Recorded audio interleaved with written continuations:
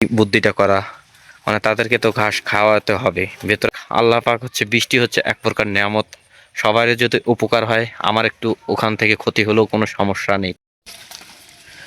যারা ছাগল পালন করে তারা জানে যে আসলে বৃষ্টির দিন ছাগল ধরে রাখা, ছাগলকে খাবার দেওয়া, ছাগলকে ভালোভাবে সঠিকভাবে পরিচর্যা করা আসলে কতটা কষ্টের। যারা ছাগল খামার করে, ছাগল পালে, তারা জানে। সারাদিন হচ্ছে রুমের ভেতরে থাকার পর হচ্ছে বৃষ্টি তো বাইরে পড়তেইছে, এখনো বৃষ্টি বাইরে হইতেইছে এখনো, যে দেখেন বৃষ্টিতে একেবারে অবস্থা খারাপ। তাই হচ্ছে গুড়ি গুড়ি বৃষ্টির মাঝে হচ্ছে এই বুদ্ধিটা করা, মানে তাদেরকে তো ঘাস খাওয়াতে হবে, ভেতরে আর কত সময় রাখা যায়।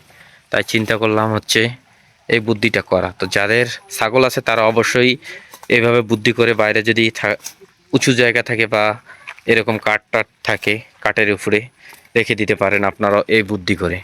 আসলে বৃষ্টিটা হচ্ছে আল্লাহ পাকের এক প্রকার হচ্ছে রহমত। তো এই বৃষ্টি হচ্ছে, এই যে দেখেন পাথার কা পাথার ধান চাষ শুরু হয়ে গেছে আমাদের এইদিকে। এই ধান খেতে কিন্তু হচ্ছে কিছুদিন আগে কোনো প্রকার পানি ছিল না।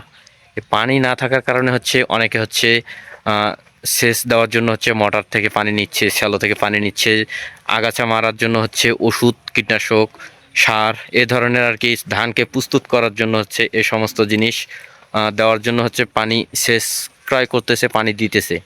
যাক, আল্লাহ পাক হচ্ছে, বৃষ্টি হচ্ছে এক প্রকার নেয়ামত, সবারই যদি উপকার হয়, আমার একটু ওখান থেকে ক্ষতি হলেও কোনো সমস্যা নেই। তাই হচ্ছে এই ব্যবস্থা করলাম যে ছাগলগুলোকে শুধু জাস্ট, ছাগলের সমস্যা, গরুর সমস্যা না, গরু ভেতরেই আছে।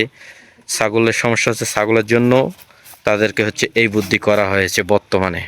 তো যাদের একটা দুইটা ছাগল, তারা হচ্ছে এই বুদ্ধিটা করতে পারেন। তো সকলে ভালো থাকবেন, আল্লাহ হাফেজ।